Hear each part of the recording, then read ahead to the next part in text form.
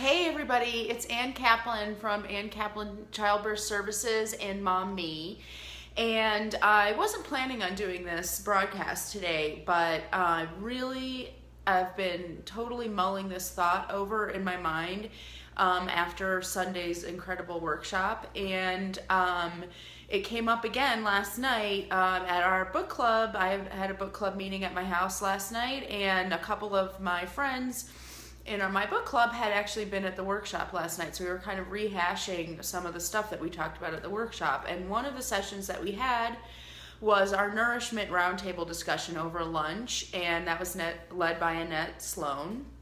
And she is a food freedom coach, and she was making this point, or trying to make this point anyway, that if your body is in alignment, if your mind and body are really connected and in tune with each other, my dishwasher's done, that's what that little music means. If your mind and body are really in tune with each other, that you will naturally make healthy choices about your food, and that you will be nourishing your body in a way that's healthy for you. And there was a lot of resistance to that concept. Practically every person at the workshop was saying, like, if you don't have some sort of motivation was a word that was used, or kind of rules or guidelines or influence on your food choices, then you won't make healthy choices. Why on earth would you choose a carrot over a piece of cake if you felt really great about yourself and you felt like you were awesome and you could do whatever you wanted? Why would you ever choose that carrot over that piece of cake? And, it's just like such a hard concept for people to wrap their minds around. And then the conversation kept going towards, well, how do we help our kids make healthy choices too with food? We really need to be kind of influencing them in their food choices. And I really want to talk about this because I totally 100% completely disagree with both of those things. We do not need to be exerting a lot of influence and control over our kids and their food choices.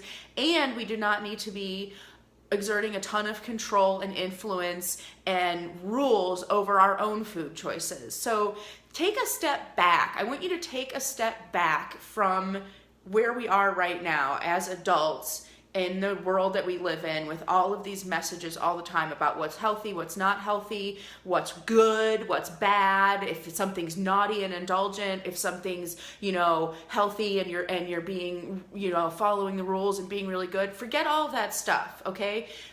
Think of a newborn baby, a new baby who's come into this world. That child is born into the world already having a perfectly intact, untarnished mind-body connection. It is 1,000,000% in tune with itself. A newborn baby knows exactly what it needs, not just in food. It knows when it's sleepy. It knows when it's cold. It knows when it's hungry. It knows when it's full. It knows when it's alone. It knows when it's in danger. All of those things. A newborn baby is a perfect example of the mind-body connection in pure, pristine form. So that means that all of us came into the world with a perfectly intact mind-body connection. And we know from scientific studies that newborn babies don't overeat. They don't eat once they're full. They don't eat when they're not hungry, and they don't harm themselves with food.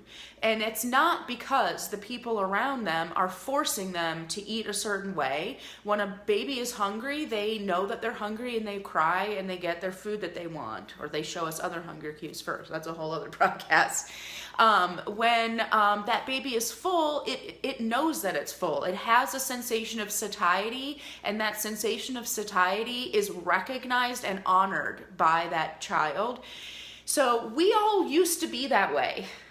And we still have that within ourselves. And this was a huge concept for me that was so hard for me to grok. So I struggled for a very, very long time with compulsive dieting. I was either self-flagellating myself into eating a certain way or cleansing or, I can't even tell you how many diets I did. And I'm really, really good at sticking to them because I'm very, very good at beating myself up if I don't. And I need that gold star. So I'm not going to break the rules. And so I was miserable when I was on a diet because I felt isolated. I felt like I couldn't listen to my body or make choices. Actually, I can't even say that I couldn't listen to my body because I didn't even realize that my body was talking to me. That's how far down the rabbit hole I was. So, I was miserable when I was on a diet, but if I wasn't on a diet, I was equally miserable because I felt that I was out of control. I would kind of binge. I would be like, oh, well, I'm going to be going on a diet next week, so I better just get all my yayas out now. So, I would just eat like crazy. Like I would even give myself stomach aches. I would drink too much, like all of that stuff. And then I felt ashamed of myself. And, so it was just this constant cycle of self-flagellation and never happiness. Like the third, it was either miserable on a diet, miserable off a diet. Not miserable was not a choice for me. So, it took me a really long time to break that cycle. But what was something that really clicked for me was taking a step back and looking at my life in general. My whole life, my career is about teaching women to honor their bodies, okay? I teach childbirth education. I'm constantly saying, trust your body. At any crossroads you come to in your labor, the best choice is always going to be taking the fork in the road that leads to trust and confidence in your body. Listen to your body. Trust that your body knows how to do this. Birth is natural. Your body knows how to do all of this stuff. I'm saying that constantly. I say it in my childbirth classes. I say it in my, when I'm working as a doula, when I'm at a birth. I say it when I'm coaching parents and they're so struggling with like what choices to make in parenting. So what the freak was I doing with food? Okay, if I really believe that, how on earth can I be constantly saying all the time to other people and myself, trust your body, listen to your body, mind body, your body knows what's best, but then basically saying, well, I have to be the boss of my body when it comes to food. And I'm going to take something outside of me, an arbitrary system of eating, and impose it upon myself because if I don't, my body doesn't know how to take care of me. And I will make horribly unhealthy choices and I will be really unattractive and lazy and a loser and all of that stuff. I firmly believed that the only way for me to achieve my goals, whether it was about food or anything else, was the stick, not the carrot, right? The whipping yourself, the self-flagellation. If you don't do this, you're a loser. If you don't do this, you're really, really lazy. If you give up on this thing, it's because you're a quitter. All of those things, okay? And I had heard from therapists and reading books and stuff like that, like, well, what if you did things in your life from a place of self-affirmation? What if you did them not because you had to do them or because if you didn't, that meant something bad about your self-worth? What if you did those things because they brought you joy? What if you did those things because they felt really good in your body? And when Annette was talking about that on Sunday at the workshop, it was just like a room full of people that were just like trying to listen to someone tell them that unicorns existed, okay? The concept that your body naturally knows what it needs and will take care of itself is so easy for us to believe in other circumstances, maybe in fitness, maybe in, making choices of parenting or life goals or things like that. But when it comes to food, we don't believe that. And people were saying in that discussion, I need something to keep me on track. If I don't, I'm just going to make all these terrible choices. And people were saying that about their kids too. Like, well, if I just have a chocolate cake out on the counter and a bowl full of carrots and fruit or whatever, my kid's never going to choose the fruit. They're always going to choose the cake. Like, I have to make them choose the right thing and all of that stuff. And then the conversation veered into like, how do we discipline our kids around food?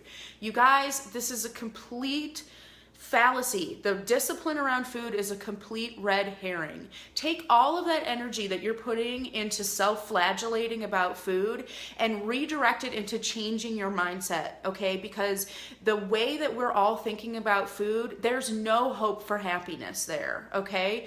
You need to let it go and trust that that mind-body connection that you came into this world with, it's still there. You've just been going la la la la la la la la la so long that you can't hear it anymore, okay?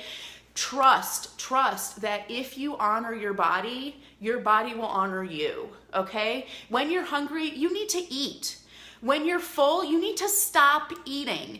And when something gives you a stomach ache, you should think about that the next time that you are considering eating. But when we have all these rules and we're in this place of deprivation and meagerness about food, now we're not listening to those cues. We're saying, well, I should eat this now because I can't eat it later. Or, oh, I'm going on a vacation in a week and I really want to look a certain way, so I can't eat what I want to eat right now, or whatever. I promise you that your metabolism is totally screwed up from having lived your life that way. And I know, because I've been there in such a dark place, you're not happy when you're eating that way, okay? And so I just want you to know it's not a unicorn. It really does exist. It takes a lot of change to get to a place where you can actually have intentionality about food without this discipline and self-flagellation and self-loathing that's your battery pack that keeps you going on these diets and everything like that. That's not the answer. So I personally had a very long road to get to where I am right now, and I have to say that I eat more now than I ever have before. I eat whatever I want. I'm in the best shape of my life, and I have incredible amounts of energy. But that didn't happen to me overnight. It was little baby steps over time. And if you think that what I'm telling you is just a bunch of smoke that I'm blowing up your ass, you're wrong. It's just because you're so far down the rabbit hole that you can't even believe that this reality is a possibility for you. And it really, really is. So, and as far as it comes to the kids, okay, I know, because I have 4 children, I know we want our kids to be making healthy choices. We don't want to watch our kids make the same mistakes we have. We know how much we struggled ourselves with making healthy choices, and we don't want our kids to have that struggle. And what do we think is the answer to that? What do we think is the reason why we struggle ourselves? We think that it's because of the way that we are raised, or like our parents didn't teach us about nutrition or something like that. That's not it. That's a total distraction, okay? If you get your head on straight about food and model a healthy relationship with food for your children, that's all you need to do. Discipline is not the answer. It almost never is the answer in parenting, but especially in food, it is not the answer, okay? The more that we start imposing and becoming rigid about food with our children, the more we're basically passing on the legacy of mental dysfunction about food to the next generation, okay? You don't want to do that. And I think all of the time, especially with my daughter, if my daughter grows up feeling about herself the way that I feel about myself, I will never forgive myself. But guess what? I'm doing it because until very recently, I was modeling complete dysfunction about food, and I didn't think I was. I thought that I was saying all the right things, like, oh yeah, mommy's not on a diet. She's just being really mindful about food, and I really love to make healthy choices because it feels so good in my body. But I wasn't demonstrating that. I mean, come on, how many times do we say, like, do as I say, not as I do? Well, come on, that's not how it works. Your kids, what's the biggest teacher for your children is watching the people around them. So the best gift that you can give your children is getting your own head on straight about food. And if you think that modifying the food you eat is the answer, it's not. Because here's the thing, you want to be happy, you want to have a really good relationship with food, you want to have this like freedom around food. Changing the food you eat isn't changing you at all. It's just, that's all external distractions. That's the stuff that's out here. If you want to change yourself about food, you need to change yourself. Yourself. inside. That is something that is completely separate from the food that you're choosing to put in your body. It's something that comes from your head and your heart. So for me, what worked for me was, first of all, my therapist like years ago gave me the book Intuitive Eating. And it was such a hard read for me because everything that was in that book was like a slap in the face. It wasn't even like a slap in the face. It was like somebody just saying a bunch of crap that I thought were lies. And so I would read a chapter and then I would put it down for a month. And then I would read a chapter and then I would just be like, this, I just don't see how this can possibly work. You know, and the whole book was just basically about stop dieting and stop thinking about regulating your food. Listen to your body. Put that energy back into, what am I hearing right now? Oh my God, I'm hearing that I have a stomach ache because I just ate 5 pieces of cake. Why did I do that? That's something that's worthy of your attention and energy and curiosity. Spending all of your time making up a meal plan, that's not where it's at, okay? So that's what the start was for me. Then so intuitive eating helped me realize that I had a compulsive dieting problem. And what did I do about it? I basically gave up being mindful about food at all because I didn't trust myself to be able to be mindful about food and not take it to an extreme that was really toxic and damaging to me. So instead, I went the opposite direction. I basically just ate whatever, but I wasn't being very mindful, and I still wasn't listening. So I wasn't regulating myself, but I also wasn't hearing myself.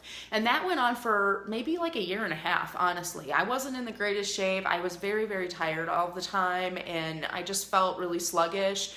Got pregnant in the middle of that, so hello, that didn't help matters either. But then after Sky was born, still was just struggling with this stuff. And I remember going into my therapist and just sobbing, like thinking like, okay, I know that dieting isn't the answer. I know that that's a road that leads to me feeling really, really miserable and deprived, but I still feel miserable because I don't feel good about my body. I'm so tired all the time. I still have such low energy.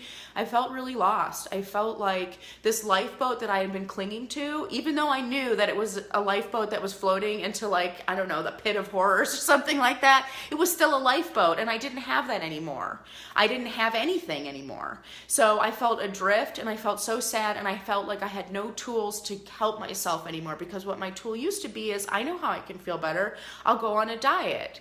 And I said to my therapist, like, you know, I know that dieting didn't make me feel better in the long run, but there were always like a few days in there where I felt really, really great about myself. And now I don't have any days where I feel really great.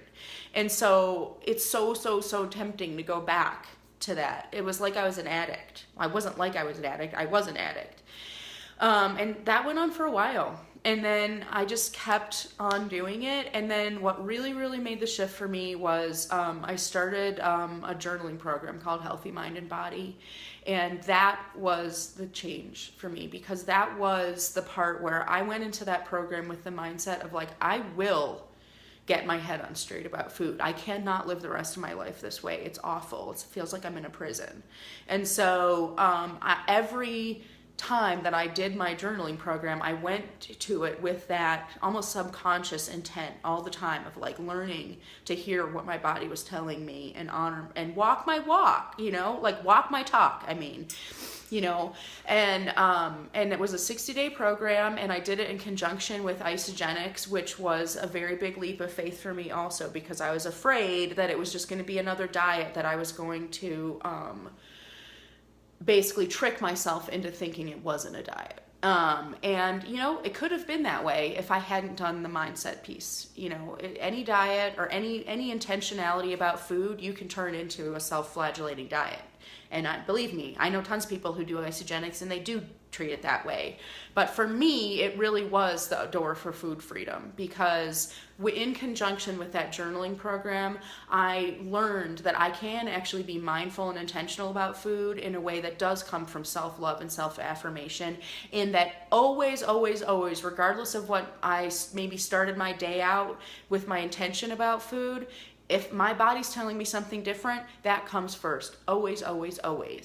And that was very, very new to me. So it doesn't matter what your avenue is to food freedom. The point of this broadcast is for you to know that it is not a unicorn. It does exist. The potential for you to make choices because they feel really great, and you walk through life honoring yourself and your body in a way that you will never see mirrored around you unless you move to another country. Okay? And that is the piece. Break away from this self-hatred, and just don't think that way about food anymore, you guys. It doesn't have to be that way.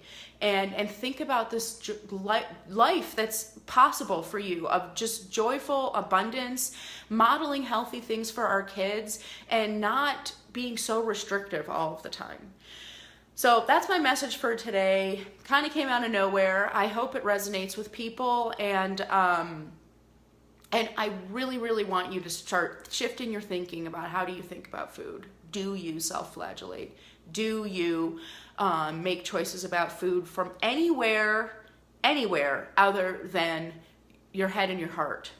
Because if you are, that means you're not in balance, just like Annette said. And when you're not in balance, that's when you need the motivation. That's when you need those rules and arbitrary things from the outside to keep you in line. That's not where it's at. Spend your time getting yourself in alignment. You won't need that stuff anymore, and your life will be completely transformed. I hope you guys have an amazing weekend. Maybe this will inspire you on Mother's Day to take care of yourself in a whole new way. And I wish everybody could feel the same way that I do about their potentiality in life, you guys. All right, have an awesome weekend. Happy Mother's Day, everybody. And I'll talk to you later. Love you guys. Bye.